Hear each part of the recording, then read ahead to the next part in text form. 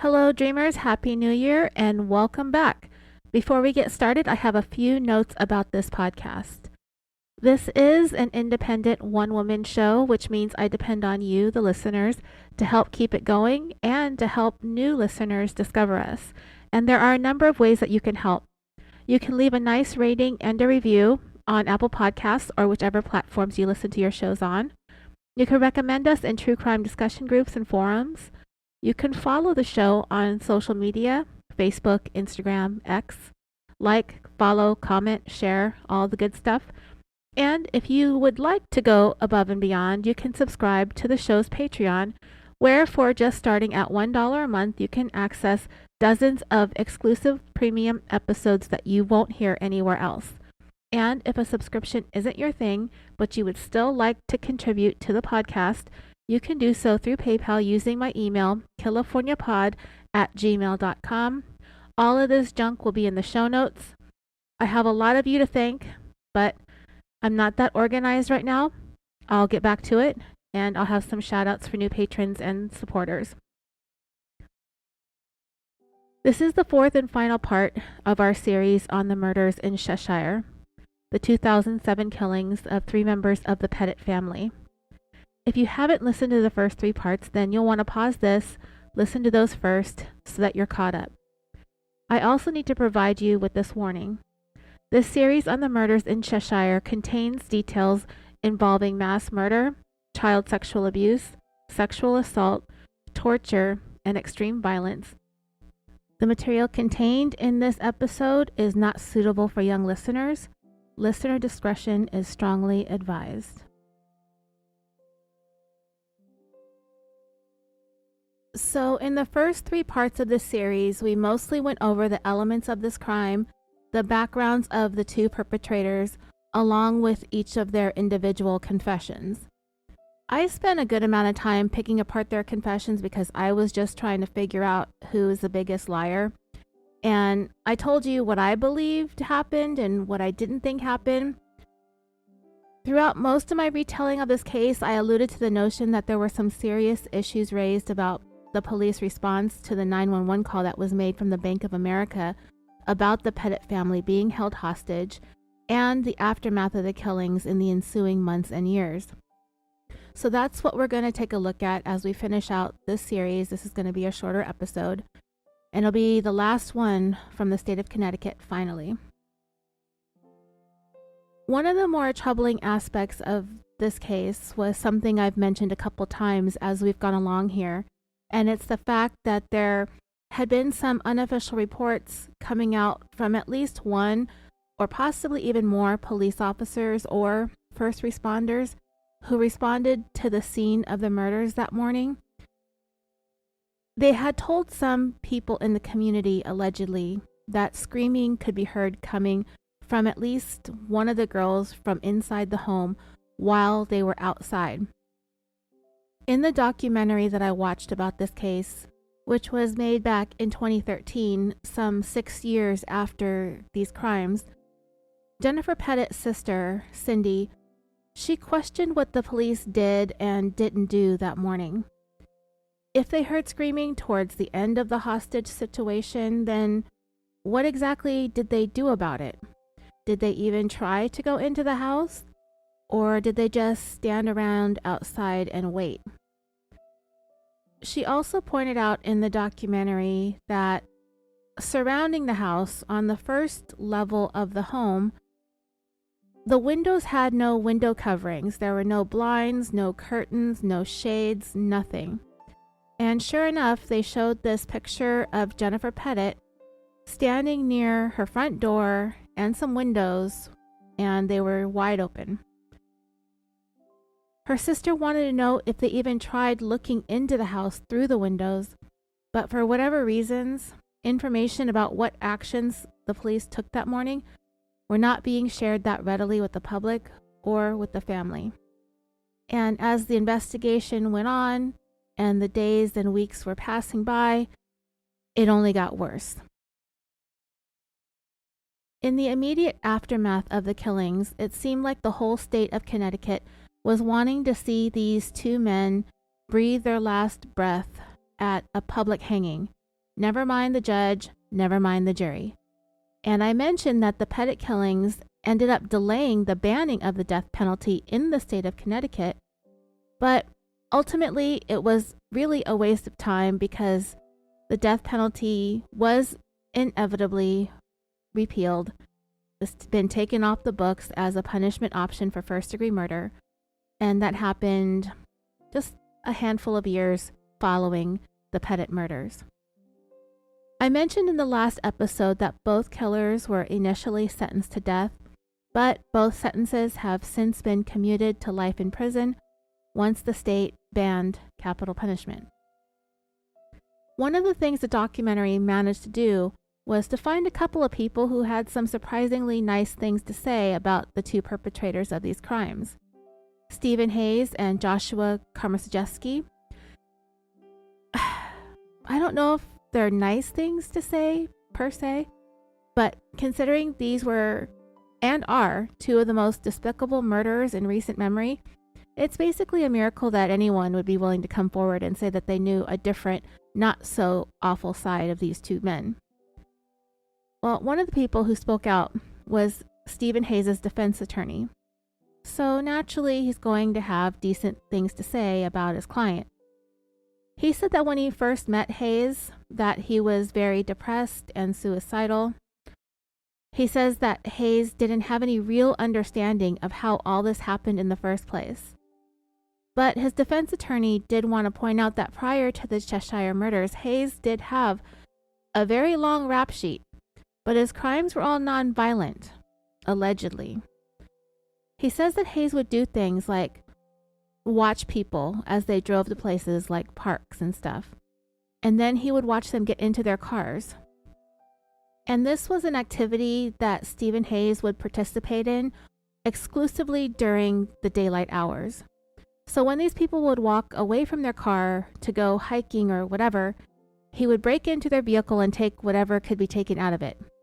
Like in my case, the last time somebody ransacked my car, they ended up taking some coins and some sunglasses, phone chargers, and my custom California Dreaming tote bag, which I was really upset about. And so anyway, while Hayes' attorney would say that in speaking about his client, or his former client, you're not exactly dealing with a person here who has the same type of typical violent criminal background that you would normally find in a case involving 3 cold-blooded murders, 2 sexual assaults, and 1 house burned down to the ground. In other words, he's using the defense that people don't jump from petty car break-ins to murder overnight. And what I have to say to that is that may be true. I would lean more towards there's always exceptions to everything. It would be rare for someone to go from minor brushes with the law to a triple homicide. But you know what? We've had people do some stuff their first time at bat.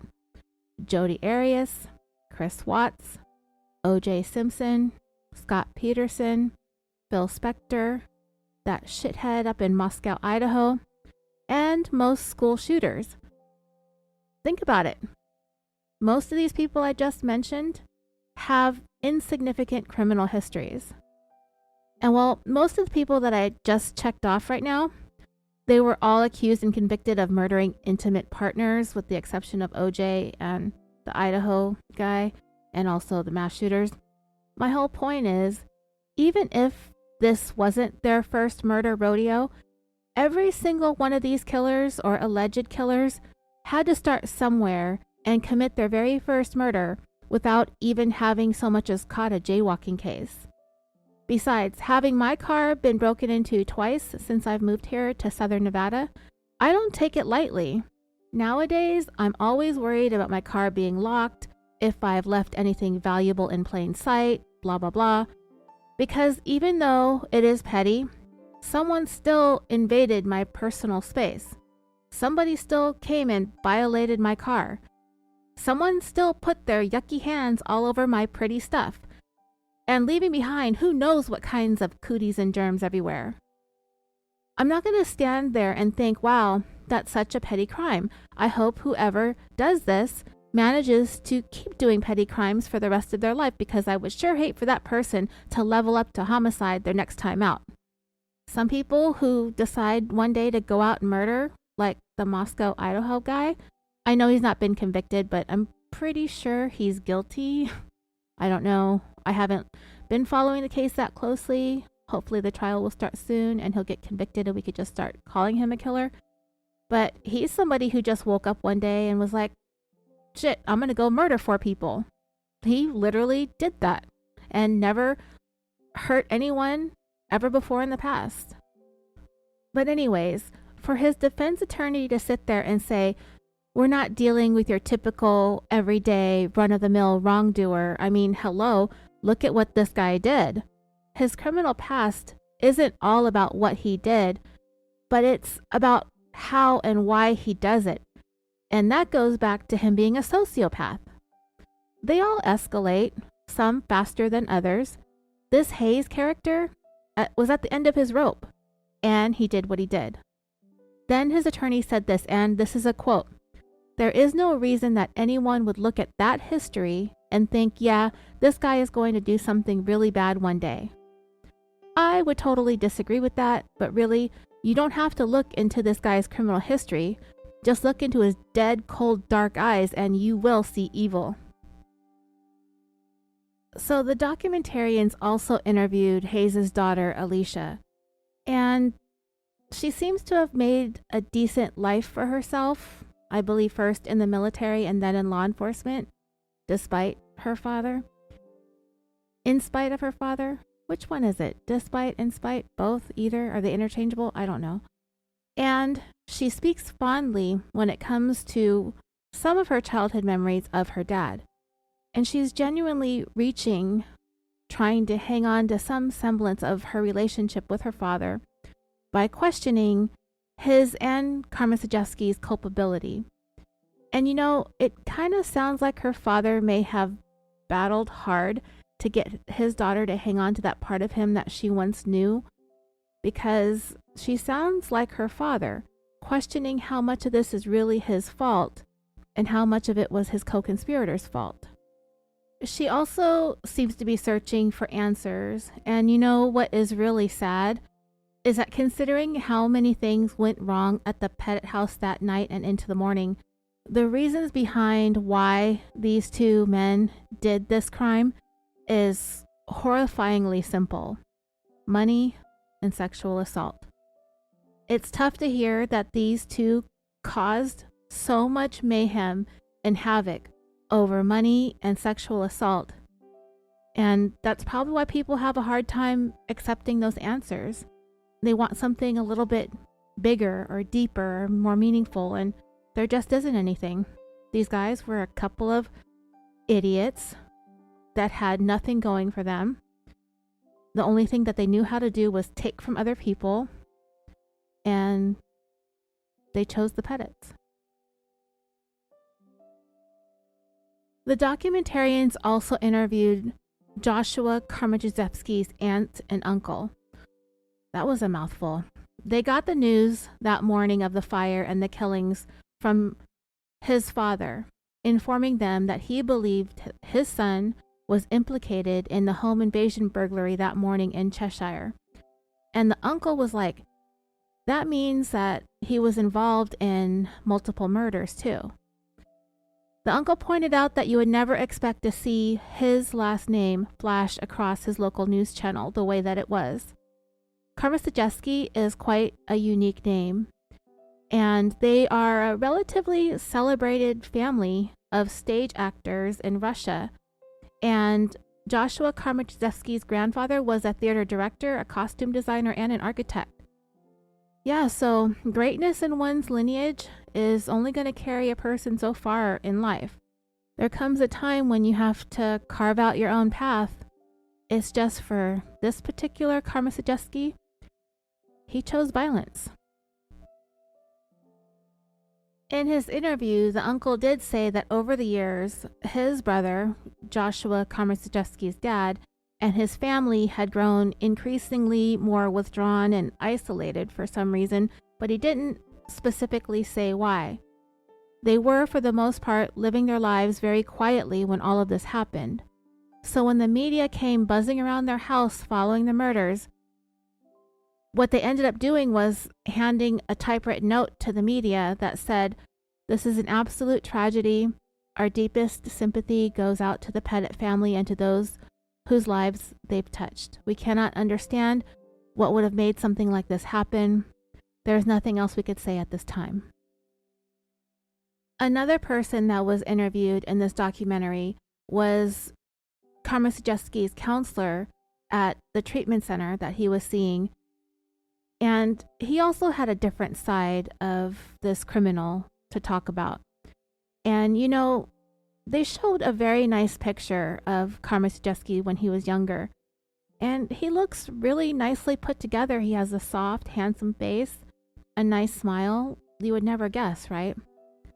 Komisarjevsky was said to have wanted to do something with his life, which is why he was at that treatment center, to work on his recovery and to get his life back on track. He was struggling with drug addiction. He had aspirations of following in his grandfather's footsteps, and he wanted to be an architect. And in the documentary, they showed some of Komisarjevsky's artwork. He liked drawing buildings, and it seemed like, I'll have to admit, his drawings are really impressive. It's such a stark contrast, considering the path Komisarjevsky ultimately went down. But he had a rap sheet of his own to speak of. And you know what? Now that I'm taking a closer look at it, he is the one who liked the residential burglaries. And because we know that the Petits didn't live all that far away from the Komisarjevskys, it's not a stretch to say that the idea to break into the house was probably his. But when these two men mixed together, they both became quite unhinged and out of control by the time all of this came to an end. When it came to Komisarjevsky's rap sheet, in addition to having those 18 robbery and larceny convictions, he was also apparently known to have a photographic memory. So when he recounted all those burglaries that he committed to his attorney, he was able to tell the story right down to the most minute of details, every single one of those burglaries. Having this photographic memory caused him to have a relatively high IQ. But Komisarjevsky had other reasons for wanting to break into homes. When he would burglarize a house, he wouldn't just run in and run out with the things that he wanted to take. He would stay in there for a really long time, hours on end, at night, in the dark, listening to the people throughout the house, breathing and sleeping. So he is that creepy guy in the neighborhood that makes you want to lock your doors and hide your children. He was even ballsy enough to break into a home that was owned by a Connecticut state trooper. His defense attorney had less defensive things to say about him than Hayes' attorney. When I talked about Komisarjevsky and Hayes in the previous 3 episodes, I tried to break down who I felt was lying and who I felt was telling the truth. From this perspective, we're getting the impression that Komisarjevsky may very well have been the brains and the driving force behind most of what happened.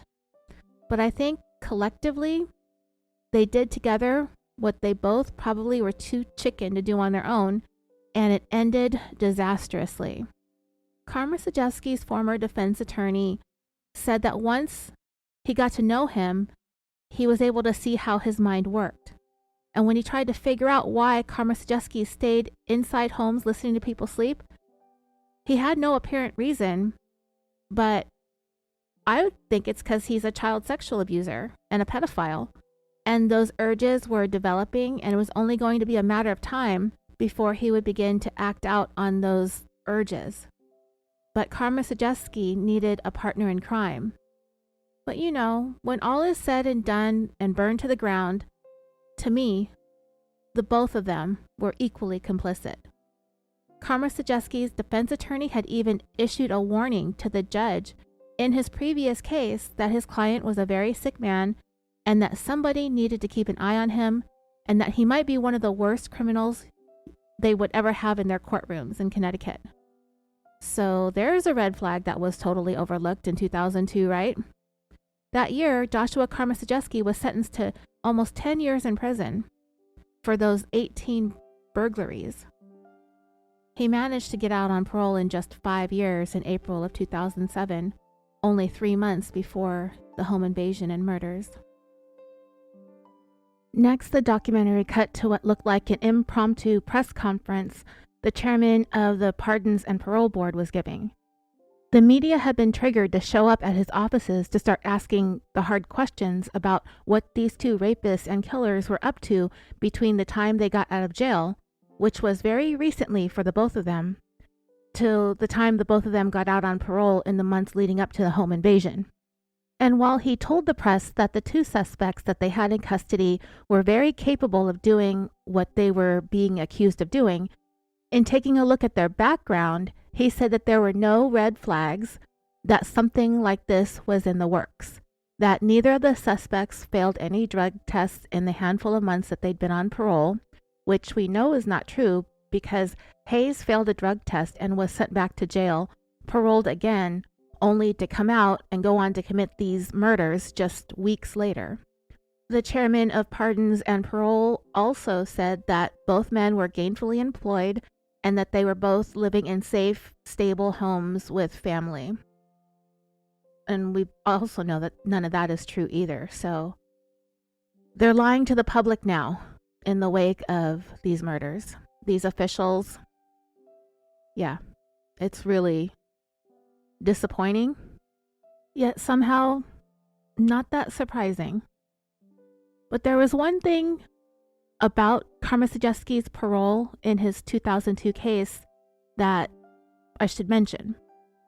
There is a law in Connecticut that was passed some 10 years before the home invasion and murders that required a transcript of the sentencing hearings of everyone who goes up for parole. This is the hearing where they argue about what the sentence should be for whatever it was the defendant was convicted of. In his case, it was a plea bargain to the 18 burglaries. The idea is that you find out more about what's going on with the defendant after the fact, after you find out the seriousness of his crimes, the impact on the victims, that sort of things. Those are the things they go over in this hearing. So I skimmed through this document from back in 2002. And yeah, there's a lot of talk about not just what Komisarjevsky took from people's homes, but what he took from them in terms of their peace of mind and feeling safe inside their houses. The prosecutor at the time pointed out how most people break into homes during the day when people are at work, and there's something that is next level disturbing about the manner in which Komisarjevsky broke into homes at night and just lingered. His defense attorney acknowledged the seriousness of the burglaries, but went on to say, quote, "I don't think we can stress enough the fact that the magnitude of Josh's problems are from his own mouth. And the reason I mention that is that's the first step towards rehabilitation, is to acknowledge what you've done and how bad you've been. This one warrant that spawned all this litigation may have been the impetus for Josh to finally say, you know, this is craziness, I've got to stop. It may have been a self-harming wish of his own to make it all known, but whatever it was a motivating factor for him to really bury himself, and he did. He went around, in fact, and showed them houses, and what his attorney meant by them is investigators, detectives, and stuff. He went around and showed them houses that he didn't even remember the streets. He drove around and showed them exactly where he burglarized houses not years before, but sometime before. So, as a result of this apparent crime spree tour that he took investigators on, brought him charges in 2 separate counties, they both prosecuted him and they both convicted him. So then Komisarjevsky's attorney said, quote, "Josh has a history that is really different. It's terribly disturbing. His family is here today, but just the salient points they point out. The age of 14 was a terrible year for him. 4 people died, including his grandfather and his counselor. He learned that he was adopted, and according to his parents, that was traumatic for him. He suffers from ADD, dyslexia, and dysgraphia, another learning disability. That he also had 8 concussions, which led to a progressive deterioration in his personality. He had been placed in a treatment facility and told the judge that he should have been kept there. So yeah, this is what Komisarjevsky's attorney was saying about him 5 years before the Petit murders to the judge at his sentencing hearing. The attorney continued, quote, "There's clearly something very wrong because the state hit on something else. These burglaries, although they may have been a vehicle for him to buy drugs, were carefully planned, and he has a photographic memory. And he took them to every house, and he knew what he took from each house, which is a scary, scary thing to contemplate. So what I'm trying to suggest to the court is that there's a mental abnormality here or a psychiatric problem that needs to be addressed over and above the drug abuse and drug addiction." Yeah, it's called pedophilia. His attorney continued, "So whatever remedy the court fashions, I'm asking the court to consider that to be a requirement." So here, dreamers, his attorney is asking the judge to make sure that they address these other quote unquote mental abnormalities or psychiatric problems that are beyond just drug abuse and drug addiction. And he said, "Because a person who could take from people and name what they took and how they took it in such detail obviously has a twisted psyche, and that is part and parcel of the problem. I think it's a mental aberration of some sort that would, number one, compel him to do it in the first place, and secondly, to remember it and feel compelled at some point to unburden himself with all the details." You know, I don't think Komisarjevsky would have unburdened himself voluntarily, like at all. I don't think he would have ever come forward. The only reason he confessed to all of these crimes was because he got caught. So anyway, this document, the transcript from this hearing, goes on to talk about some child sexual abuse that happened to Komisarjevsky at different points in his life and how he was in foster care for a time. So yeah, there were definitely red flags. And when the chairman of the parole and pardons said that there weren't any, he was lying. As I was saying though, it is a law in Connecticut that a transcript of this very document that I just went over be provided to the parole board, a document that referred to Josh Komisarjevsky as a predator several times. This document did not make it to the parole board. What they had before them at the parole hearing was a very young, handsome, white, highly intelligent man who came from a seemingly good family that homeschooled him, who made some foolish mistakes and bad decisions. For everything that he had been sentenced for, he could have been sent to prison for the rest of his life, and none of this would have ever happened. But Komisarjevsky got a break and was paroled after serving only 5 years. 3 months later, the Petit women would be dead. Also included in the documentary was an audio clip from what sounds like a radio talk show or a call-in show or something like that on an AM channel. And the person on the line is a lieutenant with the Cheshire Police, and part of what he said was, quote, "First of all, the Cheshire Police Department and their response to this initial call was absolutely outstanding. They did a stellar job. The chief, all the personnel, and the Cheshire PD deserve all the praise and credit." This was an opinion that was growing increasingly unpopular with each passing day following the murders. The police actually had little that they were going to share with the public, and they made that clear. We're not going to talk about the assaults. We're not going to talk about how these people were killed. We're not going to get into the details. Okay, so why not just tell the public what you're willing to share? Well, it didn't matter anyway. A little more than 3 months after the home invasion and murders, the court overseeing the case imposed a gag order on everybody involved.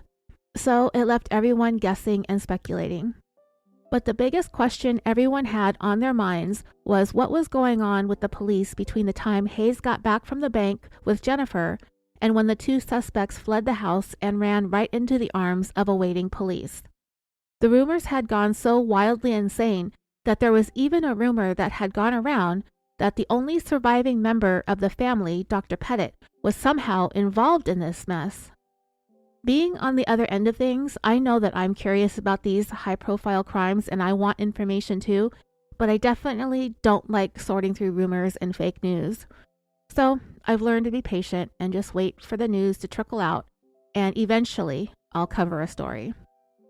Sometimes I'll do breaking news type of stuff, but if police are going to be so tight-lipped about everything, there's no point, because I'm not going to sit here and tell you about all the speculation and rumors that you can find all over the internet.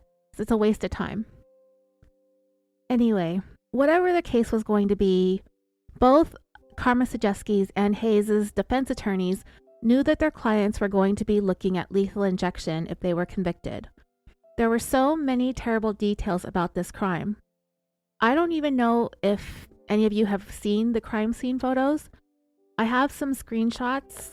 I can post them in the comments if you're curious. I don't post pictures of, I don't think there's any pictures of like the autopsies or anything like that. I don't really look for that stuff, but I mean the crime scene, and you can see like the bedrooms of these girls were completely charred, and you could still see like ligatures like tied to the bedposts and stuff. It's really, yeah. Anyway, I don't know if I'll post them. Sorry, this is a really overwhelming story. As I was trying to say, there are so many aspects to this crime. The break-in, the beating, the bank robbery, the hostage taking, the sexual assaults, 3 murders, the fire, the gasoline. It was a lot. And they knew they had the right guys. There's no question about that. So their attorneys wanted to have their clients plead guilty to all the charges. They wanted to avoid trials. They wanted to avoid decades of appeals and just put these guys away and forget about them. And both Hayes and Komisarjevsky agreed that they would plead guilty in exchange for life sentences without the possibility of parole. But as I mentioned in part 3, the prosecution rejected the plea deal and opted to go to trial with the sole purpose of being able to seek the death penalty. And they could not impose the death penalty without the trial phase. You can't accept a plea deal and give them the death penalty as the punishment. It has to be given at trial. Even Jennifer's parents, who were devoutly religious people and very much against the death penalty their whole lives, wanted to see both of these guys on death row too. So yeah, that was what the climate was like in Connecticut in the wake of the Petit murders. So Steven Hayes had 2 brothers that were both interviewed on the HBO documentary. Their names are Matthew and Brian. And at first they were talking about what a manipulator and a liar Hayes was, and probably still is, especially with their elderly mother. He was always lying to her and blaming them for everything that went wrong. They had one final Christmas together, the 4 of them, the 3 sons and the mom, in 2006. 7 months before the murders, and they pointed out that it was the first time the 3 of them had been with their mom all together like that for the holidays, because Hayes just happened to be out of jail for that small window of time. When they had woken up to the news of the home invasion, they were like, okay, where's Steve? We know this is exactly something that he would do. The smashing up of police cars and the home invasion, okay, yeah, all of that is in Steven Hayes' wheelhouse. But when it came to the arson, rapes, and killings, that was most likely Joshua Komisarjevsky, they said. But then they rolled back on that and said, well, we don't know if Josh was the mastermind or not. Well, neither one of them are criminal masterminds since they ended up getting caught. I just thought it was kind of funny how they defended their brother at first, and then they immediately turned around and talked shit on him in the next breath. But whatever they say, whatever they think, their brother still did that. And from here, one of his brothers just kind of leaned back and said, fuck a trial, just flip the switch. The other brother said, forget getting to the flipping of the switch, and then expressed his hopes that someone would just put a bullet in Hayes' head one of these days when he's being transported to and from his court hearings. So yeah, Hayes' own brothers, who just entertained the possibility that Komisarjevsky could have been the mastermind. But no matter, Just fry them both. The documentarians did an interview with a young woman named Caroline, who at some point was in a serious long-term relationship with Komisarjevsky. I really don't have anything to say about her. She's very disturbing to listen to her talk about him. She's very young. She looks very innocent. She speaks so fondly and lovingly about him. And then she talked about their sex life and the things that he liked to do. And it's just so cringe that I had to fast forward through it. I couldn't take it anymore after she started talking about him enjoying being the dominant partner. But he was just so romantic and loving and caring, and he'd always check on her to make sure that she's okay and he's not hurting her or whatever. And then she called him her soulmate. Ugh, I wanted to puke. By the way, when Komisarjevsky asked Caroline's father for her hand in marriage, her father pulled Josh Komisarjevsky aside and said, "There are two things about you that concern me. One is that you're a career criminal, and the other is that you're a pedophile." This gentleman, he was aware that both of his daughters, even though they were of legal age, they both looked much younger than their actual age, and he strongly believed that Komisarjevsky was attracted to her because she looked like an underage girl. So I've already told you that these two, Hayes and Komisarjevsky, linked up in a halfway house, which they moved out of only 2 months before the murders in May of 2007. So hearkening back to that statement from the chairman of the Pardon and Parole Board, where he said there were no recent failed drug tests, which we already know is not true, and that they both had stable places to live, also not true. They had been in a halfway house, and I don't know, maybe that's stable to some people, but not to me. And Hayes, he ended up going to his mother's house, which was a 1-bedroom apartment. And it was starting to feel like all 3 of the Hayes boys, to tell you the truth, were continuing their lifelong campaign to see who could be the bigger disappointment in their mother's eyes. I mean, low-key, I'm joking, but seeing his brothers on this interview and how they talked about flipping the switch and putting a bullet into him, I mean, that's their brother. That's their blood relative. Most of the time, family members tend to show some kind of public support, but not these guys. And honestly, at the time in Connecticut, it was probably not the best idea in the world to announce the fact that you're related to one of the Cheshire murderers.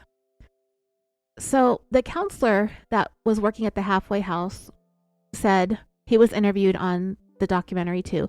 He said that he saw the two of them, Komisarjevsky and Hayes, together all the time. And he said they bonded over 12-step programs, I guess. In Hayes' own paperwork and his counseling notes, he wrote in his own handwriting, quote, "Drugs are not my main problem. I am my main problem. My self-destructive attitude and behavior. What I like about getting high is to escape my feelings. I've self-medicated so much, I don't know how to feel anymore. Unresolved anger controls me. It haunts me day and night, sometimes to the point of obsession, even scary fantasy." We know that in the days leading up to the killings, Hayes was in the process of getting kicked out of his mother's apartment. I said it earlier, he was under a lot of pressure for something to happen for him to make something happen for himself and for his family. And well, it would turn out that that something was the home invasion plan with Komisarjevsky. He kept telling his mom he was going to take care of her. He was going to change her life. He was going to be the one. It's like, yeah, he changed some lives, all right. The media still wanted to know more about what happened in terms of the police response. So some 6 months after the murders, the media filed a Freedom of Information Act, and they got some documents, including the transcripts of the communications between law enforcement officials during the time this crime was unfolding, though it was heavily redacted. And that's what the media really wanted to do, was to be able to put together a more solid timeline of what the police were doing the whole time this crime was unfolding. And from what they could see in the document, it appears that this whole thing could have been cut off at the bank It could have been cut off on the drive home. It could have been cut off at the home, at the front door, on the porch. They stood out there together, locked out, knocking on the door, trying to get in. Some screenshots of this document were shown, but there's nothing to be read at all. All it says is dispatcher and caller, and most of the dialogue is completely blacked out. And the police department just kept going to the media, telling stories that were not exactly true, while doing everything they could to keep everything under wraps. At a press conference, the Cheshire police said this direct quote to the media. Upon arrival at the victim's residence, the first officer observed the private residence fully engulfed in flames. In another recording, someone from the police department said, "It worked out so that officers arrived on scene just as the suspects were leaving the residence." The problem with that story is, when Dr. Petit managed to escape through the bilco doors that led to the outside, he saw officers hiding behind trees, and logic would dictate that they must have seen him too, but did not seem to react to this tall, bloodied, and beaten man who was tied up and hopping across his front yard looking for help. They held their positions. So yeah, they didn't even stop and think that perhaps there was something slightly drastic going on inside this house and that they needed to hurry up and do something. Jennifer Petit's parents felt as if the police had made their presence known. That would have been their best chance to save everyone's lives. But they squandered it by staying hidden in trees and bushes. Despite all the phone calls and letters from the surviving family members demanding answers from the Cheshire Police Department, they got nothing but silence. So, back to the media, this time with the Cheshire town manager, who got up to a podium of microphones at a press conference and stated, quote, "I just can't say enough good things about how proud I am of the extraordinary effort of our police officers and our firefighters. They're extremely well trained, they're a great group of professionals, and I think today exemplified the finest of what the police and fire are all about in this community. I can't thank them enough because without their great work, this could have been a far worse tragedy. We were very fortunate." Kind of sounds like the exact opposite of that. I mean, just me? Needless to say, Jennifer's sister was beside herself. Like, what do you mean this could have been far worse? Like, more deaths? Were the 3 who did die, were those moderate losses? Yeah, okay. Perhaps if Hayes and Komisarjevsky did not basically hand themselves over to the police on a silver platter, they may have gone on to commit more violent crimes and murders. But they were just standing outside the house when they murdered the 3 victims at hand. Police don't get to be publicly lauded over and over again for standing by while women and children inside are being raped, strangled, and burned to death. They literally stood outside and were coming to the media and telling lies to everybody's faces. It's pathetic to look back on it. It's absolutely pathetic. That 911 call came in from the bank at 9:21 a.m. The house had a landline. Police obtained that number but never called it. They never called. In fact, as what I heard from one report that I read, they turned down the hostage negotiator. They didn't call him in. They didn't bring him in. They arrived on scene in time to see Jennifer and Steven Hayes arriving back from the bank. They went inside the house. They were never confronted or stopped or ordered to do anything. They were just allowed to walk right back into the house and shut the door behind them. They had even got held up at the front door, like I said, because it was locked. Police never knocked on or busted down doors. They just stood there. At 9:56 a.m., just 35 minutes after the 911 call from the bank, it went over the police radios that there are 2 suspects moving towards a Chrysler. There are 2 white males, one with a cap on. The car was backing out. Just a minute before that, 911 calls started coming in about Dr. Petit from his neighbors and how he was in desperate need of medical attention. At 9:57 a.m., it goes out over the police radios that the house is also on fire. Based on police radio transcripts, police were at the scene of the Petit house for more than 30 minutes by the time Hayes and Komisarjevsky tried to run out and flee. During those more than 30 minutes, Jennifer Petit was raped. She was strangled. Gasoline was poured all over the house and all over the girls upstairs. And the actual lighting of the house happened also during that time. All of it happened while police were outside. Komisarjevsky said in his confession that he had sexually assaulted and abused Michaela while Hayes was at the bank. So while in prison, Komisarjevsky started keeping a diary, and it is not a fun read. In the documentary, they showed one of his writings called Humanity's Social Hypocrisy. And he wrote, "A thief in the night, I've come to steal not jewels and money, but your personal safety, privacy, and security. I violate your inner asylum of intimacy, striking out with all the hate I have for myself projected onto you. Senseless insanity derived from desperation in all its doom. The hounds of hell have come for my life, payment due. The piper of fear you must pay, the imprint of my life on society forever to stay. Sowing the seeds of psychological terror, a reflection of your hidden cruelty exposed in my mirror.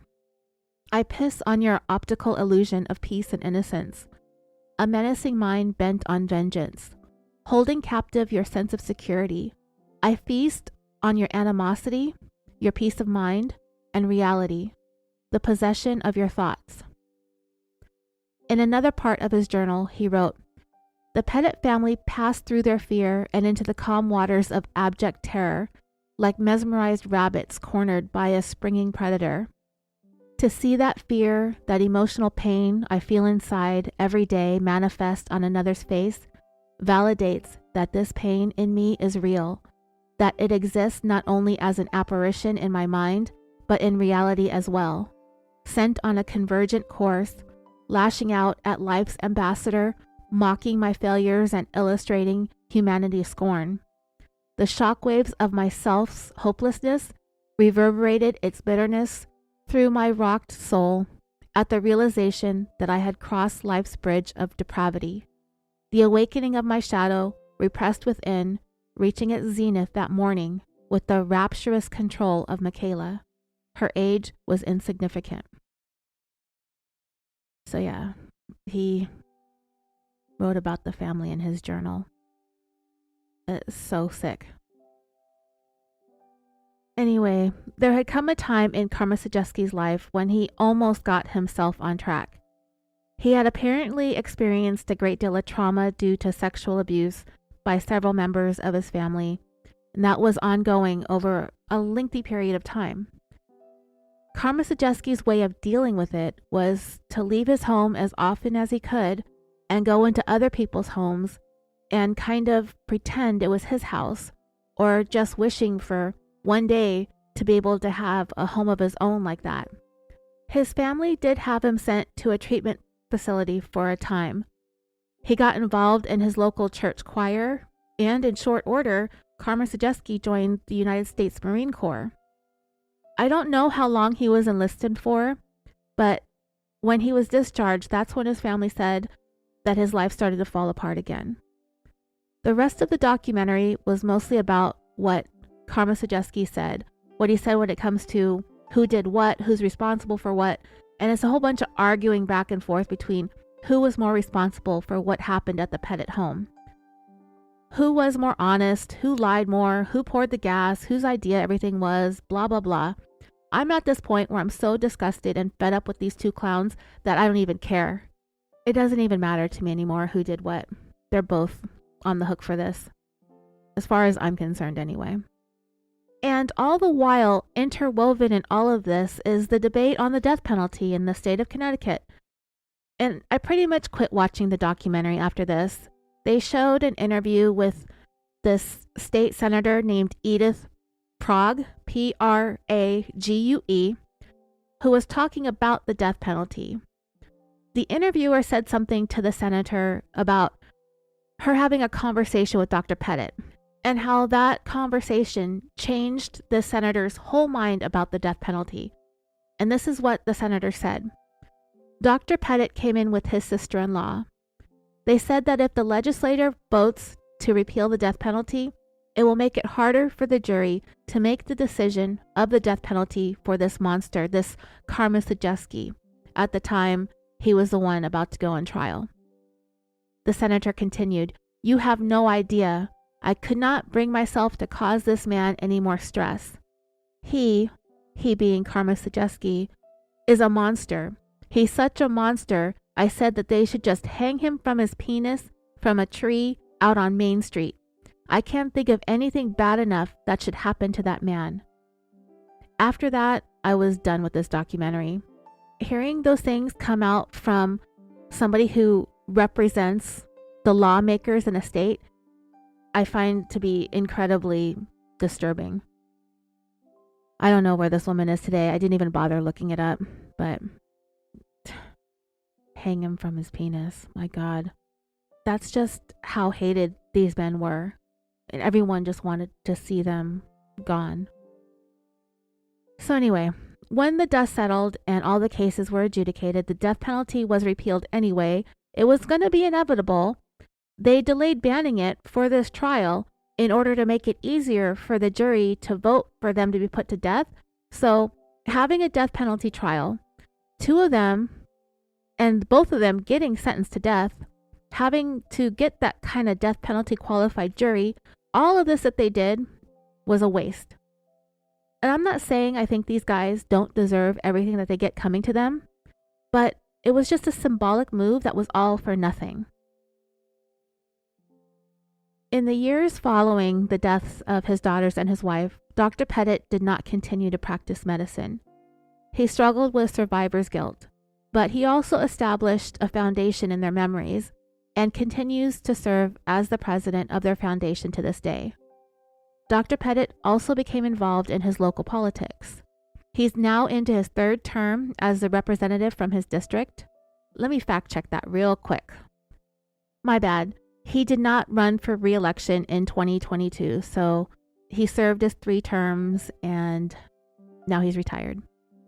During his time as a representative of his district, he was an executive member of the Connecticut Science Center Women in Science Committee, Men Against Domestic Violence, and corporator at the Hospital of Central Connecticut. In 2012, he married Christine Pavlov, a volunteer for the Petit Family Foundation, and they welcomed a baby boy in November of 2013.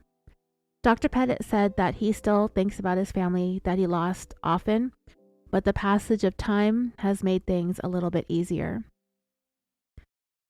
So dreamers, I'm going to take you out now and end this story with an excerpt from a 2007 article about the Petit family that I found in the New York Times, just right after the murders took place.